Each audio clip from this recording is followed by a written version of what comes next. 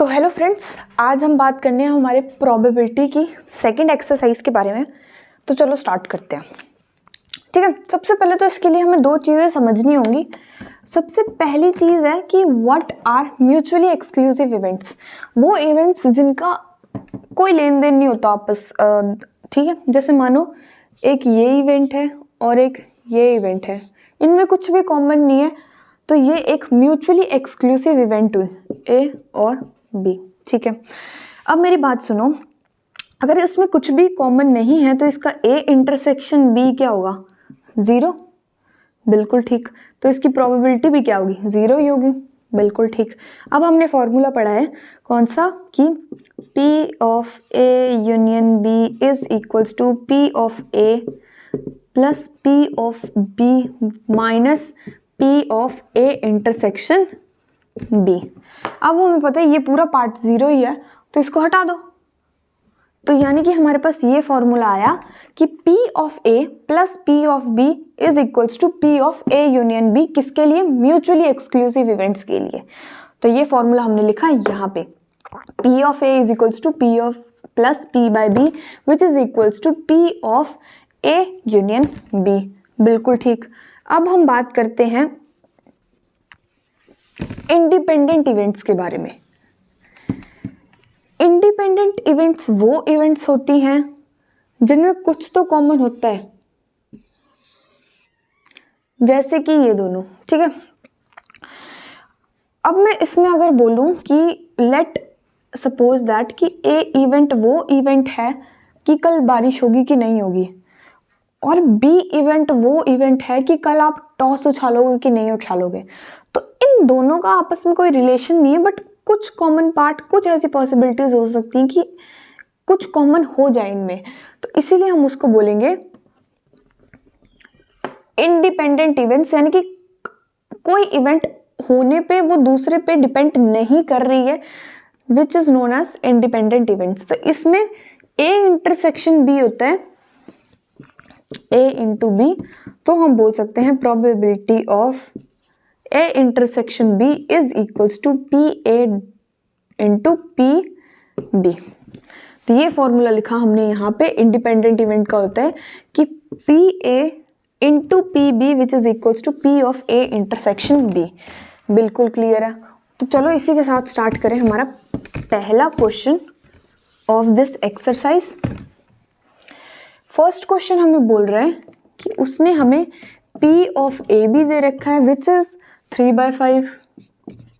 उसने हमें P of B भी दे रखा है विच इज 1/5। उसने हमें P A intersection B find करने को बोला है। बताओ क्या है? बोलता है कि अगर ये दोनों इंडिपेंडेंट इवेंट्स हैं तो P of A intersection B बताओ। हमने पढ़ा कि P of A intersection B independent events के लिए क्या होता है? P A into P B. लगा दो सिंपल। तो जब ये इससे मल्टीप्लाई होगा 3/5 into 1/5 which is equals to 3/25। ये हमारा आंसर हो जाएगा। Very simple question. चलो सेकेंड क्वेश्चन देखते हैं। सेकेंड क्वेश्चन हमें बोल रहा है कि 2 cards are drawn at random without any replacement. ठीक है, बिना रिप्लेसमेंट के 2 कार्ड उठाए जा रहे हैं from a pack of 52 cards. Find the probability that both cards are black. Probability बतानी है कि बोथ कार्ड्स आर ब्लैक। सुनो मेरी बात। बोला उसने कि 52 कार्ड्स हैं, उनमें से आपने 2 कार्ड्स उठाने हैं विदाउट एनी रिप्लेसमेंट, और आपने उसकी प्रोबेबिलिटी बतानी है क्या होगी। तो हमें पता है 52 कार्ड्स में से 26 कार्ड ब्लैक होते हैं और 26 कार्ड रेड होते हैं। ठीक है, तो अब इसमें ना कोई दिमाग लगाने वाली ज़रूरत नहीं है। जैसे फॉर्मूले आपने पढ़े होंगे बुक में, ये कुछ नहीं। सुनो मेरी बात, हमने बतानी है probability of both cards are black. तो अगर हम माने कि हमने सबसे पहला एक कार्ड उठाया और मानो वो ब्लैक का कोई कार्ड था, तो हमारे पास कितने ऑप्शंस है? तो 26 हमारे पास ब्लैक के थे। कितने में से उठाया? हमने उठाया 52 कार्ड्स में से। बिल्कुल ठीक है। तो मानो एक कार्ड वो उठ गया, ठीक है, एक कार्ड हमने उठा लिया। अब जब हमने एक कार्ड ब्लैक का उठा ही लिया है तो एक कार्ड इसमें से कम हो जाएगा, क्योंकि वो तो हमने पहले से उठा लिया है ना, क्योंकि उसने बोला विदाउट रिप्लेसमेंट। अगर रिप्लेस कर देता तो वो कार्ड हमारे पास उस पैक ऑफ कार्ड्स में होना था, बट बोले विदाउट रिप्लेसमेंट, यानी कि वो नहीं है। तो कितने बचेंगे अगर हम दूसरा कार्ड उठाएंगे? अगर हम दूसरा कार्ड ब्लैक का उठा रहे हैं तो हमारे पास बचेंगे 25 ऐसे कार्ड, और एक कार्ड तो पैक में भी से कम होगा ना, क्योंकि हमने एक कार्ड तो उठाया है, चाहे वो ब्लैक का ही हो, पर कम तो हुआ है ना। तो इंटू 51, इसको सॉल्व आउट करो, सीधा आपका आंसर आ जाएगा, ठीक है। तो इतनी सी बात होती है। इसको जब आप सॉल्व करोगे तो आपका आंसर आएगा 25/102। कैलकुलेशंस पे हम नहीं जाएंगे, थोड़ा सा इसको इजी रखेंगे, ठीक है, ताकि वीडियो जल्दी खत्म हो पाए। क्वेश्चन नंबर 3 देखो।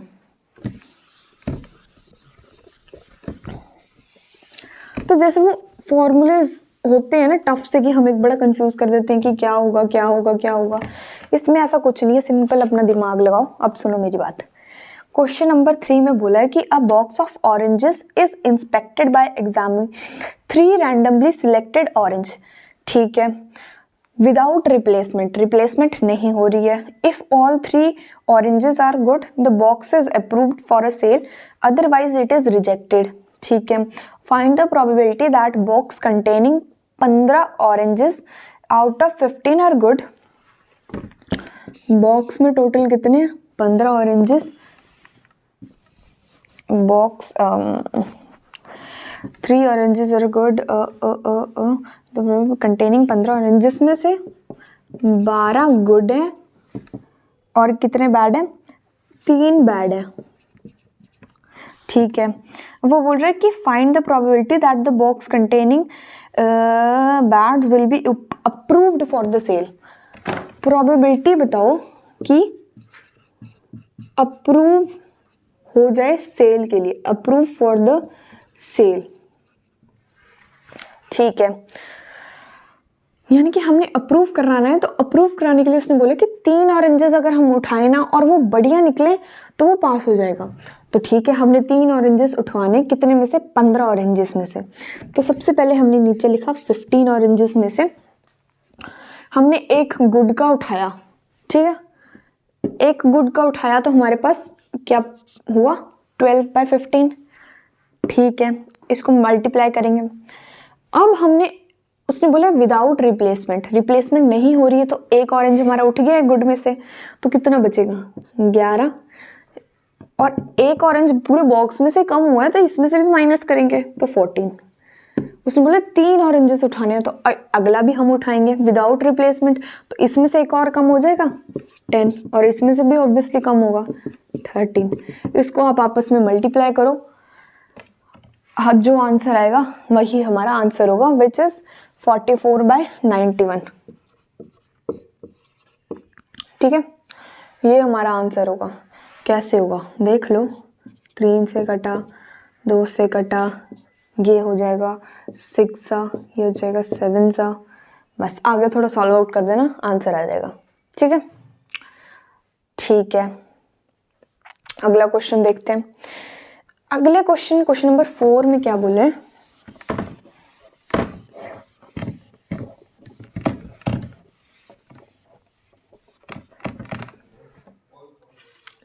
क्वेश्चन नंबर 4 बोल रहा है हमें कि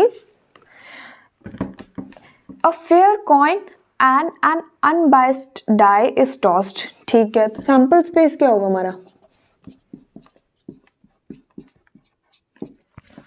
सैंपल स्पेस होगा कि एक फेयर कॉइन को हम टॉस कर रहे हैं,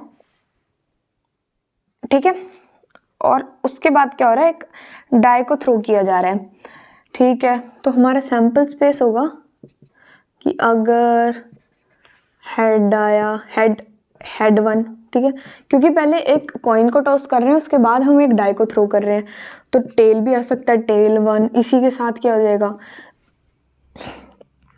head 2, tail 2, head 3, tail 3,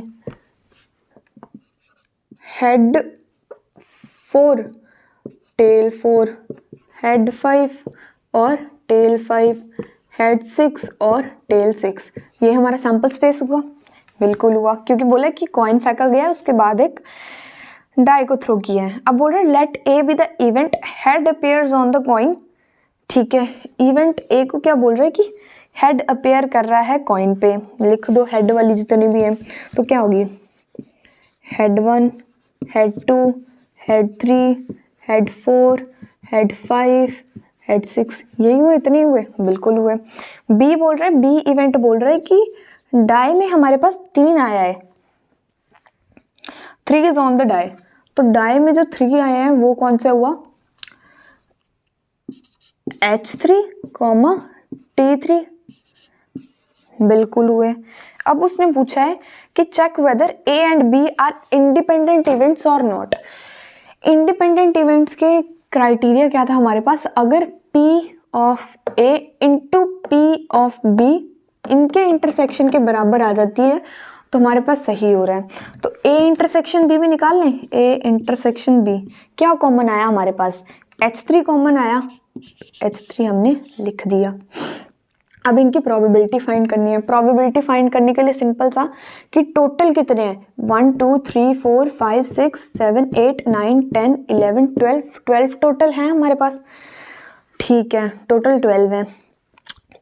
event A में कितना आया हमारे पास, 1 2 3 4 5 6, तो 6/12 हो जाएगा, बिल्कुल हो जाएगा। इसमें कितने हैं, 2/12, बिल्कुल। और ए इंटरसेक्शन बी में क्या है, 1/12। ठीक है, अब हमने बोला कि अगर इसको मल्टीप्लाई करके हमारे पास इतना आ जाए तो हमारा बिल्कुल ठीक है। तो ठीक है, कर दो इनको मल्टीप्लाई आपस में, यानी कि probability of A intersection probability of B, ये पता है हमें 6/12 है, ये पता है हमें कितना 2/12 है। 1 जा 6 जा 6 से 6 कैंसिल, आंसर क्या है 1/12। यानी कि इन दोनों को मल्टीप्लाई करके हमारे पास ये आंसर आ रहा है, यानी कि yes they are independent events, therefore they are independent events. ठीक है, क्वेश्चन नंबर 4 भी हुआ।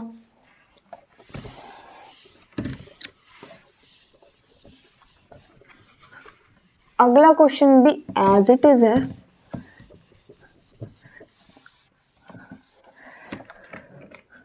बोल रहा है कि a die is marked 1 2 3 in red, 4 5 6 in green and is tossed. Let A and B be the event, the number is even.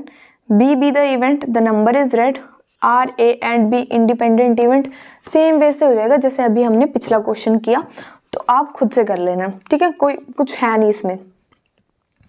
ठीक है, अगला देखो, अगला क्वेश्चन नंबर 6 बोल रहा है कि let E be the events with PE हमें दे रखा है, PF हमें दे रखा है, इंटरसेक्शन भी दे रखा है, और पूछा है कि क्या ये आपस में इंडिपेंडेंट इवेंट है।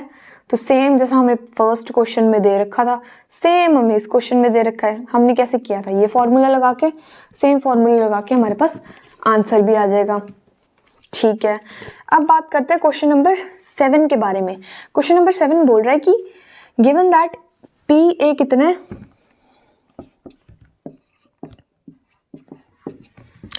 PA हमें बोला 1/2, PB नहीं दिया है, PB को बोला है P,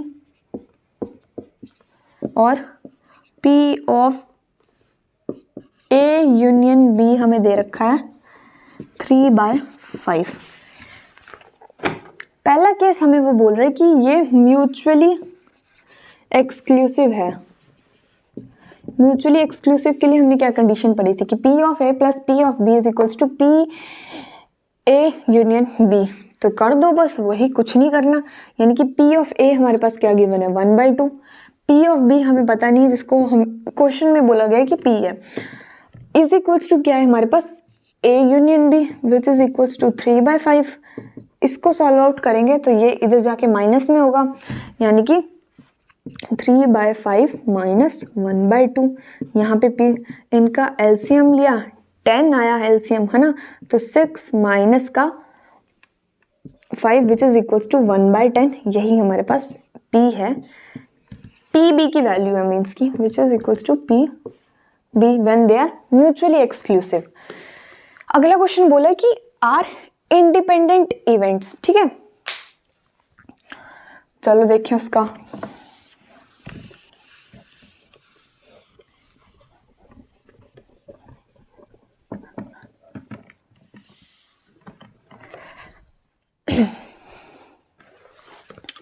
इसका दूसरा पार्ट बोला है हमें कि ये दोनों if they are independent,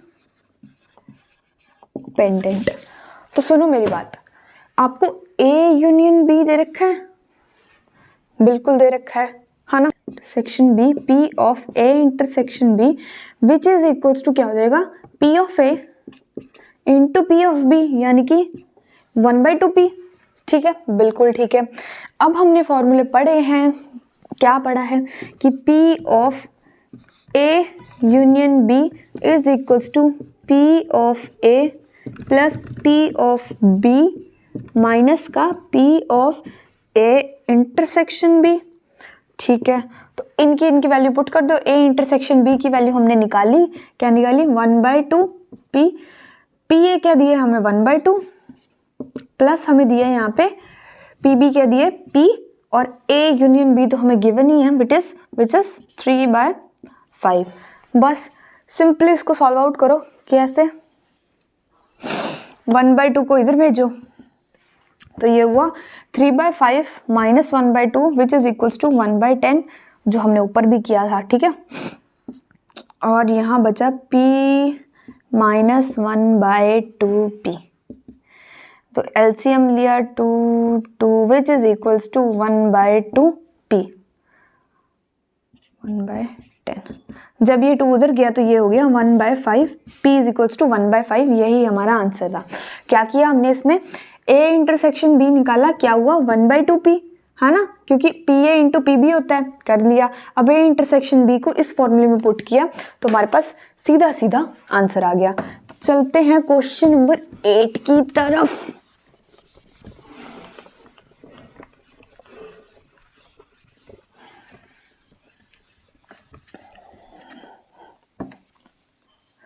question number 8 क्या हमें बोल रहा है, क्वेश्चन नंबर 8 बोलता है कि let A and B B independent events, PA की वैल्यू दी हुई है हमें, PB की वैल्यू दी हुई है, बोला P इंटरसेक्शन B निकालो, हमें पता है इंडिपेंडेंट इवेंट है, तो PA इंटू PB क्या होगा, इंटरसेक्शन होगा दोनों का, A इंटरसेक्शन B, तो पहला पार्ट तो हमारा वैसे ही हो गया।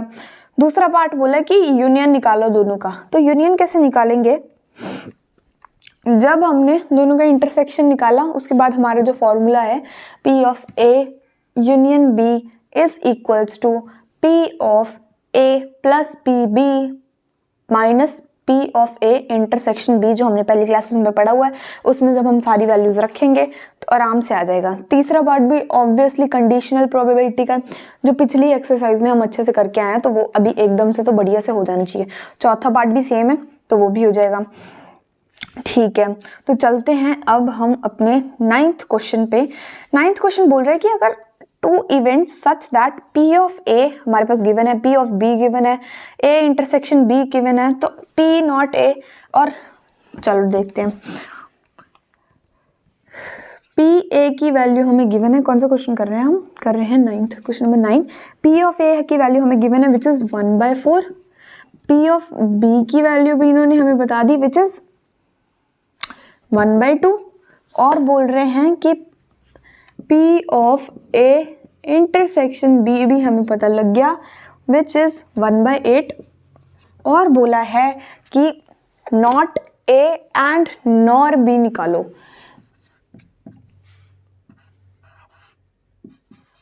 क्या है ये पूछा गया है हमें। सबसे पहले एक बात याद रखो, जब भी आपको कहीं एंड बोला जाए, या फिर ये सिंबल दिखाया जाए, या फिर इंटरसेक्शन बोला जाए, या फिर मल्टीप्लाई का साइन दिया हो, ये सारे साइंस ना रिलेट करते हैं इंटरसेक्शन से, ठीक है। कभी भी एंड दिया हो किसी बीच में तो वो उसका मतलब होता है इंटरसेक्शन। मल्टीप्लाई तो हमने अभी देखा ही है ना, तो वो intersection. These are for independent events, ठीक है, तो ये आपने याद रखना है। उसने हमें बोला है कि nor A and nor be निकालो। तो सबसे पहले पता है ए नॉट निकालने का फॉर्मूला क्या होता है, 1 माइनस प्रोबेबिलिटी ऑफ ए, क्या हो जाएगा हमारे पास, प्रोबेबिलिटी ऑफ ए नॉट। तो कर दो बस वही, 1 में से माइनस करो 1/4 विच इज इक्वल्स टू 3/4, ये हमारे पास ए नॉट आया। अब बी नॉट कैसे निकालेंगे, वही 1 minus probability of B which is equals to, चलो करके देखें, 1 minus probability of B which is equals to probability of B not, ठीक है। प्रोबेबिलिटी ऑफ बी हमें दी हुई है 1/2, जब इसको माइनस करेंगे तो आंसर आएगा हमारे पास 1/2, ठीक है। तो प्रोबेबिलिटी ऑफ बी नॉट क्या हुई, 1/2। बस आगे उसने हमें पूछा है कि हाँ इन दोनों का इंटरसेक्शन बताओ क्या होगा।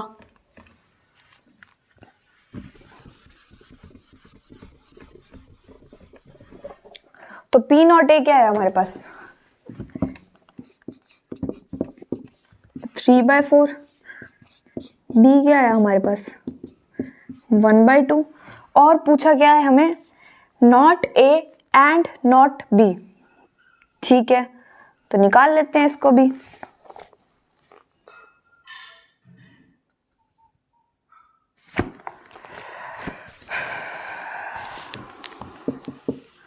इसको इससे मल्टीप्लाई किया, क्या है हमारे पास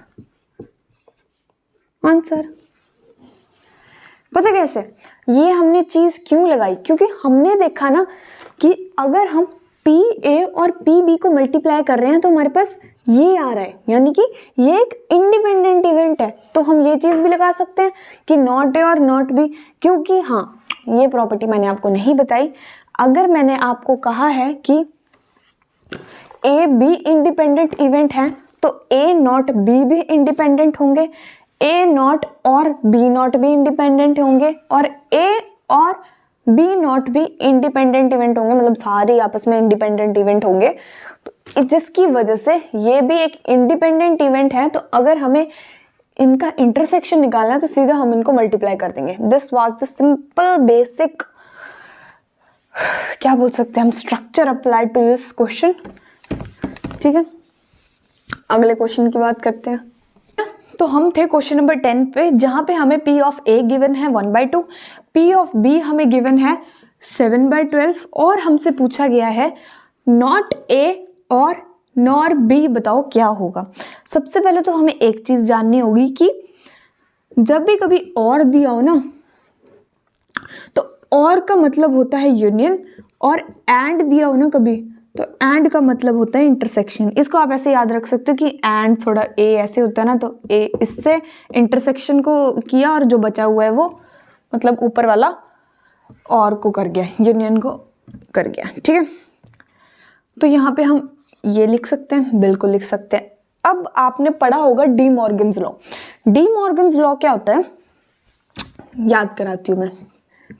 डी मॉर्गन्स लॉ हमें बोलता था कि A union B is equals to A not union B not is equals to A intersection B का होल कॉम्प्लीमेंट बोलते हैं ना, हाँ शायद कॉम्प्लीमेंट बोलते हैं, ठीक है।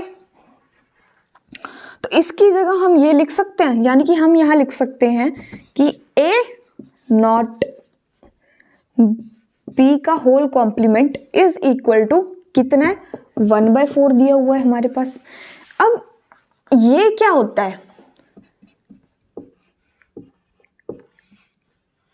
ए इंटरसेक्शन बी नॉट को हम ऐसे लिख सकते हैं कि 1 माइनस ए इंटरसेक्शन बी, बिल्कुल लिख सकते हैं, ठीक है। तो लिख दो बस, उसको करो यहाँ पे 1 माइनस A intersection B is equals to 1/4। 1 को इधर भेजो, या फिर चलो भेज दो, जहां जो मर्जी जिसको भेजना भेज दो। इसको यहाँ भेजा तो क्या हुआ, 1/4 माइनस 1, तो इसका एलसीएम लिया तो ये हुआ 4/4 which is equals to minus का 3/4, और क्योंकि ये माइनस का ए इंटरसेक्शन बी बचा, तो इसका माइनस जब उधर जाएगा तो हमारे पास हुआ A intersection B is equals to plus का 3/4। बिल्कुल ठीक है। अब उसने पूछा इंडिपेंडेंट इवेंट्स हैं कि नहीं, वो पता लगाने के लिए अगर हम इसको मल्टीप्लाई करके अगर हमारा इसके बराबर आ जाए तो हमारे पास आंसर आ जाएगा, बिल्कुल आ जाएगा। तो इन दोनों को जब मल्टीप्लाई करते हैं हम तो क्या आ रहा है हमारे पास, P of A into P of B हमारे पास आ रहा है 7/24, जो कि इसके बराबर नहीं है। तो यानी कि क्या मतलब हुआ कि हमारे ये दोनों इंडिपेंडेंट इवेंट्स नहीं हैं। चलो बिल्कुल बढ़िया। अगला क्वेश्चन देखते हैं। अब यहाँ पे बस एक जो याद करने वाली चीज थी वो थे डी मॉर्गन्स लॉ, आपको याद आना चाहिए बार बार कि क्या बोलता है।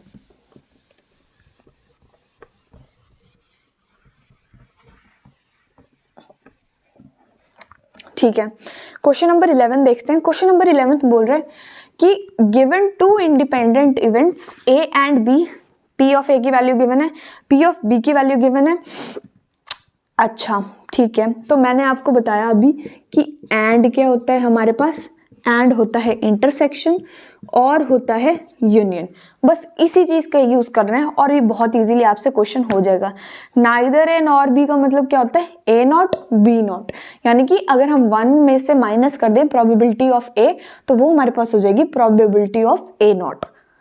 ठीक है, ये क्वेश्चन आराम से हो जाएगा। क्वेश्चन नंबर 12 क्या बोल रहे हैं, क्वेश्चन नंबर 12 बोल रहे हैं कि a die is tossed thrice. चलो देखिए क्वेश्चन नंबर 12, एक डाई को 3 बार फेंका गया, find the probability of getting an odd number at least once. ठीक है, तो एक डाई को ना 3 बार फेंका गया, 1 2 3 बार। अब उसने हमें पूछा है कि find the probability of getting an odd number at least once. तो मेरी बात सुनो कि अगर हम इसमें से सभी प्रोबेबिलिटी निकाल दे कि इवन नंबर आने की पॉसिबिलिटी क्या है, कि तीनों ही हमारे पास इवन नंबर आए उसकी पॉसिबिलिटी क्या है, क्योंकि उसने हमें पूछा कि probability of at least 1 odd number, यानी कि लीस्ट बोले कि एक तो ऑड नंबर होना ही चाहिए, उसके अलावा 2 भी हो सकते हैं, 3 भी हो सकते हैं। ठीक है, तो देखो मेरी बात, अगर हम इवन नंबर की पॉसिबिलिटी निकाल लें कि तीनों में इवन आए हैं, उसको अगर हम 1 में से सब्ट्रैक्ट कर दे तो हमारे पास ये आ जाएगा, बिल्कुल आ जाएगा, तो बस कर दो वही। अब मेरी बात सुनो, मैंने आपको बताया कि अगर हमने 3 बार एक डाई को थ्रो, सबसे पहले एक का ही लेके चलो, ठीक है, मान लो हमने ये थ्रो किया तो उसमें हमें पता है कि इवन नंबर कितने होते हैं, 1 2 3 4 5 और 6 होते हैं ना टोटल नंबर, तो उसमें इवन नंबर कितने हैं, 3 है। तो हम बोल रहे हैं कि इसमें इवन नंबर आया है, तो क्या हुआ हमारे पास 3/6 हुआ, बिल्कुल हुआ। अब हमने दूसरा डाई थ्रो किया, उसमें भी हमने माना कि एक हमारे पास आया, इवन नंबर आया, तो उसकी प्रोबेबिलिटी भी क्या हुई, 3/6 हुई। अगले में हमने बात की कि फिर से इवन नंबर आया, उसकी प्रोबेबिलिटी क्या हुई, 3/6। इसको काटोगे तो आपके पास क्या आएगा, 1/8 आया आपके पास।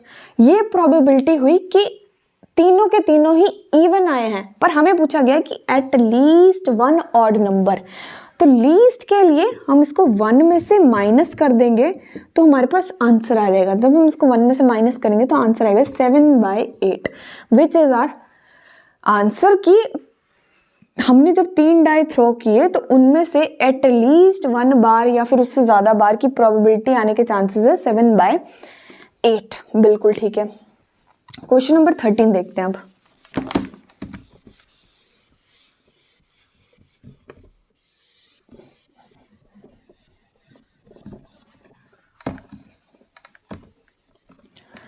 क्वेश्चन नंबर 13 में हमें बोल रहे हैं कि 2 balls are drawn at random with replacement. ठीक है, ये हमारे पास पहला क्वेश्चन आया जो रिप्लेसमेंट के साथ हो रहा है, क्वेश्चन नंबर 13। ठीक है, 2 बॉल उठाई जा रही हैं एक बॉक्स में से, जिस बॉक्स में